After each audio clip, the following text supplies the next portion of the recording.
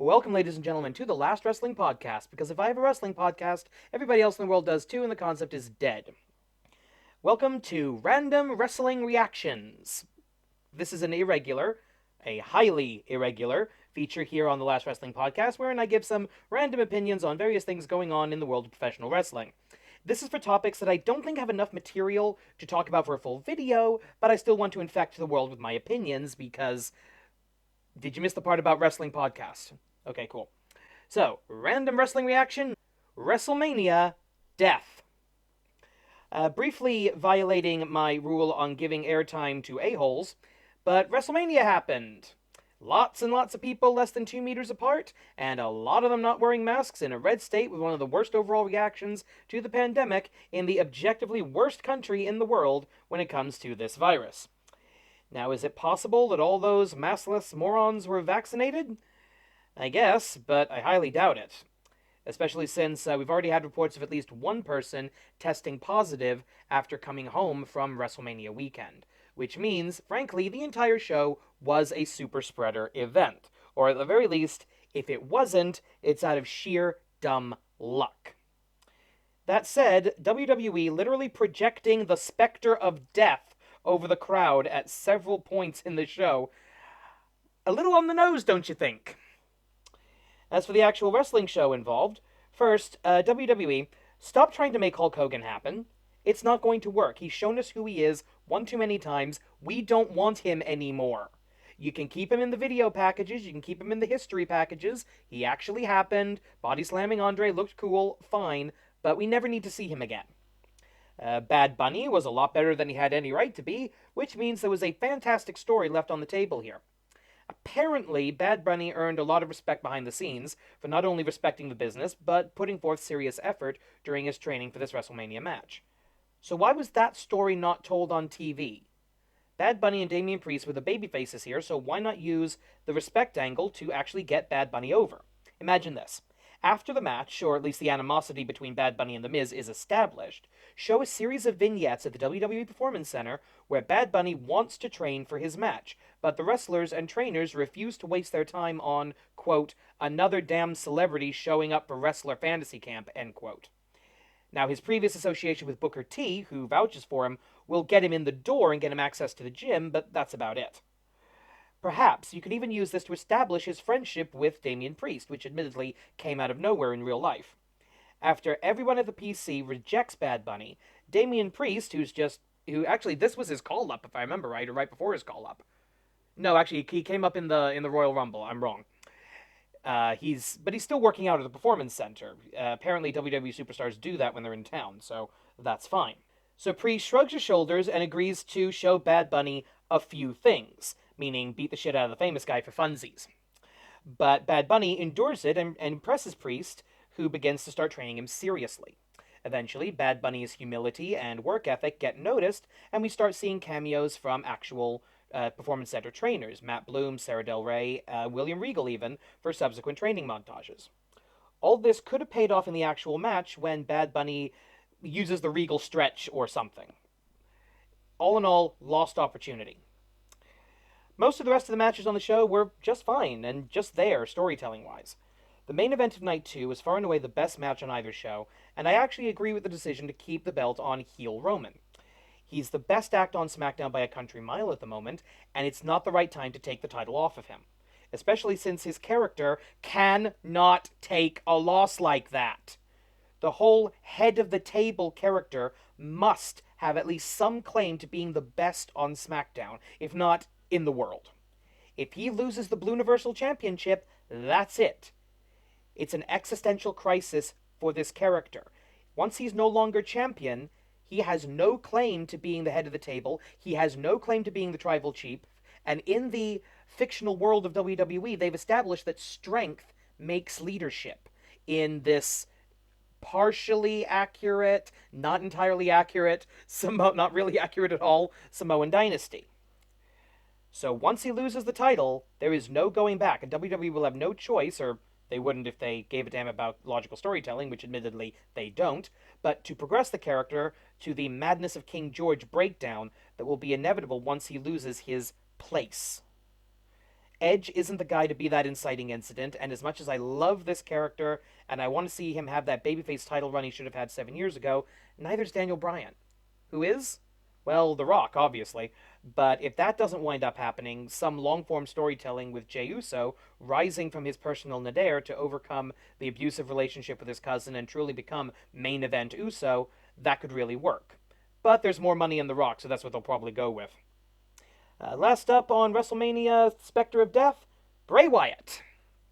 Bray fucking Wyatt. I think Wrestle Talk said it best when they said, "Stop doing the Fiend wrong!" Now, before I start analyzing this thing, I like supernatural stuff in my wrestling. Chikara, Lucha Underground, Hustle, Old School, Undertaker and Kane, all of that. I love the Fiend as a general concept, and I've loved a lot of the execution of the character. That said, here's why this whole match was stupid. Not to get too far off track here, but in fantasy writing, there are generally two types of magic systems: hard magic and soft magic. Hard magic has strict rules that are clearly established and are impossible to break, though they can maybe be bent or subverted. At least it's a big deal when they are. Soft magic is much less well defined and, when done badly, has a bad make it up as you go along feeling to it. A good example of hard magic would be the Avatar franchise, Avatar: The Last Airbender and The Legend of Korra. Clear rules, example, except for the Avatar, nobody can bend an element other than their tribes, but with room for imagination and expansion as the plot requires, using sweat to water bend, metal bending, blood bending, that sort of thing. An example of soft magic would be Middle-earth, where there are basically no rules about what Gandalf or Saruman can do. Yes, Gandalf claims he cannot burn snow in the middle of a blizzard, but he's not the most reliable narrator when it comes to such things. Wizards and, frankly, the magic in general in Middle-earth does tend to develop new powers and limitations for no reason other than the book needs them to do or not do this thing, so the plot will work. The Fiend needs a hard magic system, yet his, and by extension Alexa's and the various puppets, powers are softer than a mattress made of cotton candy. Sometimes he's an invincible demon, sometimes he can be beaten with one RKO. Sometimes he's able to warp reality at a whim, sometimes he can't fight his way out of a jack-in-the-box. Sometimes the puppets are confined to the Firefly Funhouse, sometimes they can move around the Thunderdome of their own free will. Nothing is consistent. Which is where people like me come in.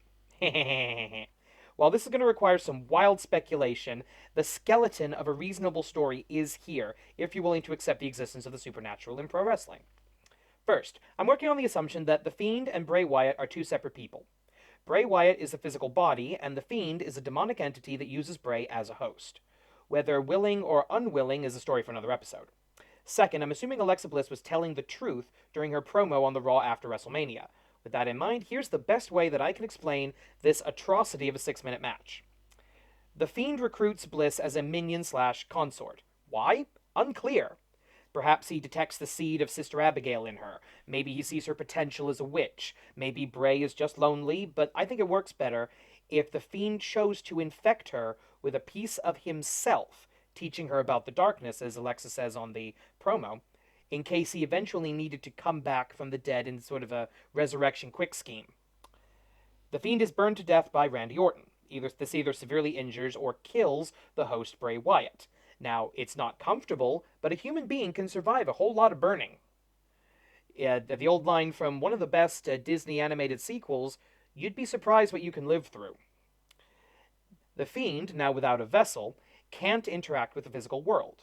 This is what Alexa meant by "he was weakened." Fire can't kill a demon from hell, of course, but killing its host does limit what the demon can do. From that point, the only link the Fiend has to the mortal realm was the seed planted in Alexa. A suboptimal host, to be sure, so the Fiend was limited to speaking and acting through Alexa, and he could barely do that, which is why Alexa kept transforming mid-match, including reverting to her true goddess Miss Bliss persona, who legitimately had no idea what was going on. Over time, the Fiend became stronger and was able to do more through Alexa: fireballs, telekinesis, teleportation, etc. He was even able to recreate a pale imitation of the Firefly Funhouse in the form of Alexa's playground. Not as complex and certainly not as powerful, but the best the Fiend could do at the time as he regained his strength. And this is where things started to go wrong for the Fiend. The Fiend tried to tell Alexa how to bring him back to the human world, but Bliss either didn't understand and botched, or deliberately sabotaged, the resurrection attempt. This is where the Fiend in a box comes in. Alexa attempts a dark ritual to bring back the Fiend, but instead of casting the demon into herself or back into whatever's left of Bray, she casts it into the box. The idea was to turn the Fiend literally into her toy. Still without a proper mortal host, the burnt Fiend was little more than a doll under Alexa's control, not speaking and barely moving except by her conscious or unconscious command. During this time, Bliss began to grow in her own dark magic, able to manifest the darkness as a black liquid to attack Randy Orton, which is a power the Fiend has never displayed, which means we can assume it belongs to Alexa Bliss herself. She was now firmly in control, but something was wrong. Randy Orton just wouldn't go away. A showdown at WrestleMania was inevitable. While a psychic assassination like the Firefly Funhouse match would have been the best way to destroy Orton once and for all, Bliss just isn't powerful enough to cast a spell that big. So she settled for the next best thing. Bring back Bray Wyatt. Now, you can look at this next step in one of two ways. Either casting the Fiend spirit back into Bray allowed the Fiend to magically heal Bray's many burns, or Alexa was able to pull Bray's soul back from the other side and reintegrate the two into the fully formed Fiend. Personally, I prefer the former. Either way, reuniting Bray and the Fiend heals both, and resulted in the regeneration of Burnt Fiend into the Man in White we know and are slightly creeped out by. Finally, we get to the WrestleMania match, the Fiend's big mistake. He assumed going into this that everything was back to the way it was before the Firefly Inferno match. Him in charge and Alexa as his obedient, loving thrall. But Bliss has done her homework, and has come into her own right as a dark sorceress. Now the total bullshit that I'm just making up. The Dark Water. Hey, anybody else remember that show? That was really good. Should have had an ending. The dark water pouring from the head of Alexa Bliss was the result of a spell that was attempting to drain the Fiend's power back into Alexa, weakening the Fiend legitimately. That's why Orton was able to beat the Fiend after just one RKO. He was drained. But ending the match somehow broke the spell. I'm not entirely sure how or why, but that's the best I can do at the moment. That's why there's enough of the Fiend left to bring back the Firefly Funhouse, and why Alexa is suddenly strong enough to manifest her own puppet, Lily, but not strong enough to make it look as good as Bray's. The power is now fairly evenly balanced between the two of them. And that's the best I've got. Does it make sense? Not really, but it's a lot better than what they've done so far. Now that we have finished covering demons and witches, let's talk about real people really losing their jobs. Once again, WWE has decided to fire a bunch of wrestlers right after WrestleMania, some of whom actually wrestled on WrestleMania, or on the totally part of WrestleMania, pre-WrestleMania SmackDown. And oh, by the way, we're still in the middle of a pandemic. There may be more of these releases over the next few days, but for right now, I'm just going to go through the list as I've got it here and give some brief thoughts. Number 1, Samoa Joe. The least explicable and probably biggest screw-up of the lot here. Samoa Joe is one of the best wrestlers of his generation. Furthermore, he's turned out to be a really good commentator, which is something of a pattern in stars of what I'm calling Golden Era Ring of Honor, whether it be Samoa Joe, CM Punk, Nigel McGuinness, people like that. They're pretty good on commentary. If I had to guess, WWE wasn't going to clear him to wrestle and didn't want to pay wrestler money to a commentator, and they have plenty of people who will do the commentator job for much, much cheaper. If he can be medically cleared, it would be great for him to show up either in AEW or, and I might personally prefer this considering how much of a badass he is, I think he'd work in New Japan. Of course, returning to Ring of Honor, where he is a golden god, would be great, except for the fact I don't think they can afford him. Numbers 2 and 3, and I'm lumping these together, Billie Kay and Peyton Royce. One of the best examples in recent years of WWE failing the murder mystery rule. In writing, there's generally a rule that if you're going to start a storyline, have some idea where you're going with it. The best example, if you're going to have a murder mystery, know who the killer is before you start writing. This is something WWE is very bad at. Now, there's one exception to this rule, and that is Sir Arthur Conan Doyle, who said in interviews that he would frequently start writing a Sherlock Holmes story, but wouldn't actually know how Holmes would solve the crime until he was actually writing the story, and the story kind of wrote itself, as good characters frequently do. But guess what? You're not Conan Doyle. He's a once in a 100-year genius. You are writing a wrestling show. So they did this big breakup angle of the Iconics, and then pretty much had nothing for Peyton Royce and Billy Kay. And this is just rumor now, so pure speculation. Apparently, certain people backstage didn't get the Billy Kay character. So she gets fired because of your lack of imagination. Wow. Okay, moving on.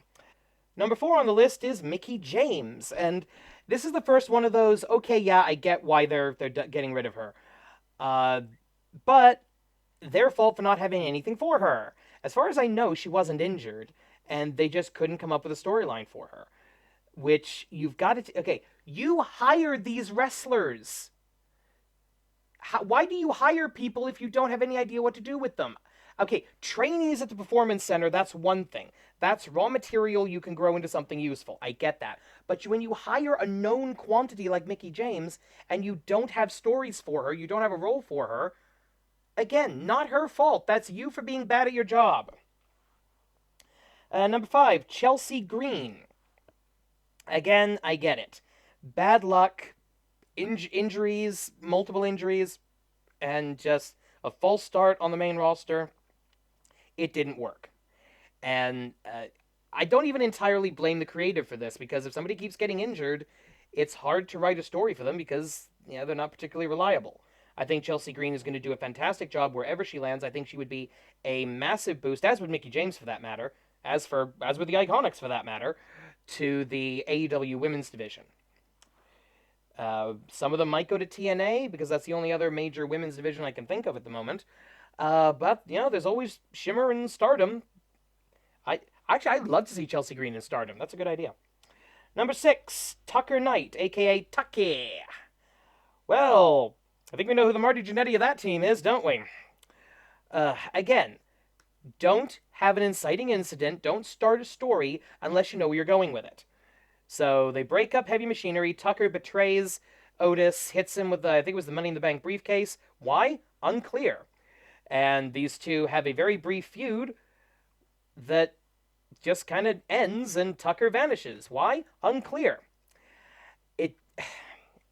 WWE's never been a tag team territory, even back in when it was a territory in the WWF days, or the Capital Sports days.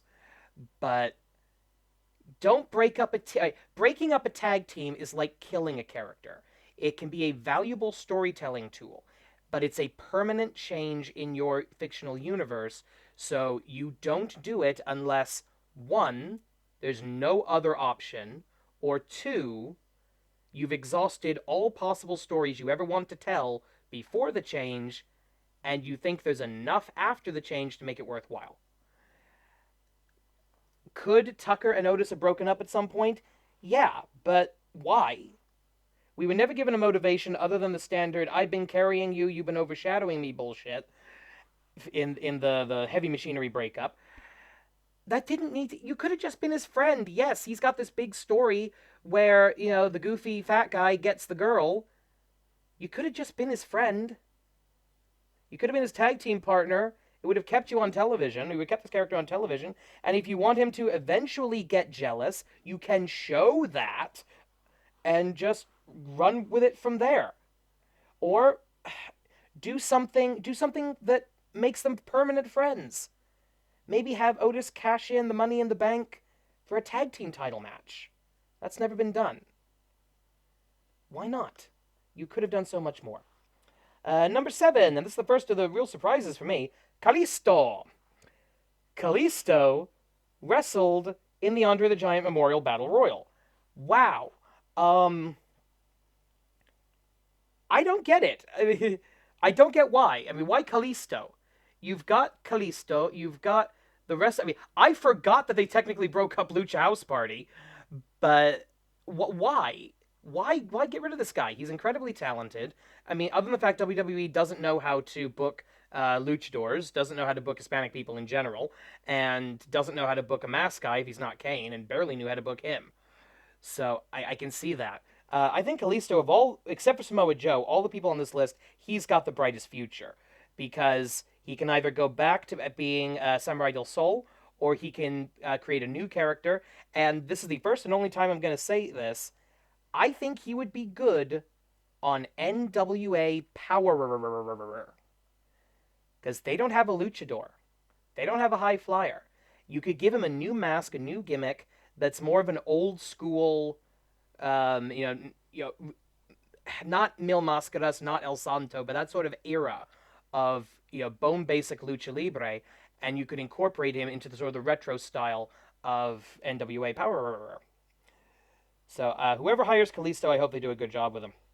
Up next, and this is the first and only one of these that were a wait, he still has a job, and that's Bo Dallas, Bray Wyatt's brother. Never made it on the main roster. Best known for his NXT run as the NXT champion, and probably the first and the ultimate archetype of the NXT call up that the main roster doesn't know what to do with.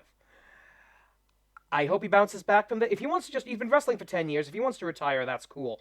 But I would kind of like to see him in AEW bring back a version of the Bo Leave character as a life coach, as a smarmy motivational speaker, sort of a thing, kind of like a much less sincere version of DDP. I think Bo Dallas would be fantastic for that. But he could land almost anywhere except Japan because his gimmick would not translate over here. Uh, wow. I genuinely didn't realize he still had a job. Next, and this is the biggest FU to WWE, Wesley Blake.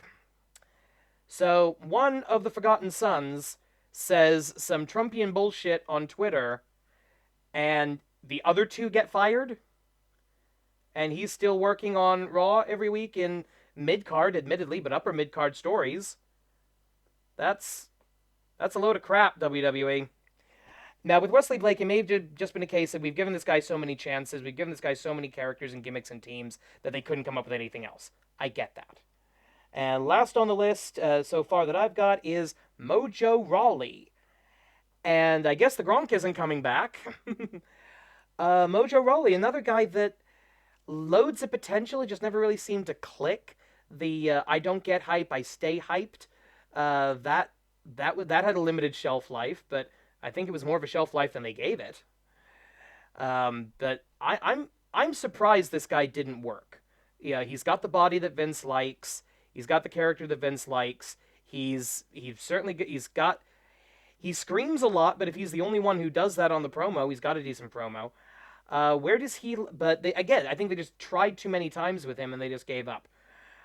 Where does he land? Actually, I don't want him in AEW because AEW has to always consider: are we going to start looking like the WWE retirement home? Are we going to start looking like TNA? I would actually like to see him in Ring of Honor. And hang on with me for a second here. Mojo Rawley is about as WWE product as it gets, which makes him a great contrast for a work rate promotion like Ring of Honor. Bring him in as the arrogant WWE guy, without saying WWE, of course, and have him get his ass kicked by the actual wrestlers, and over time, have him learn to wrestle. Improve the guy's performance, improve the guy as a wrestler, and tell a story that fans are predisposed to believe in, that the WWE style, the Performance Center style, is weak and sucks, and there you go. You've got something you can work with. Again, as far as I know, that's the last of the releases, at least of talent, of wrestling talent. God only knows how many people are fired behind the scenes. And apparently the reason given for this, and this is sourced to John Laurinaitis, is budget cuts. WWE, in the middle of a pandemic where their ticket sales were zero, their house sale, yeah, just sell their houses, house show and live merchandise sales were zero, they turned a record profit last year. Budget cuts? Fuck you, Vince. And that's it for the second ever episode of Random Wrestling Reactions. Did it make sense? Am I going to go back to this format sometime next year? Possibly. Well, that's it for this week. Thank you for watching. Please like, share, subscribe, enable notifications, all that happy fun YouTube stuff, and I'll see you next time. Catchphrase sign off.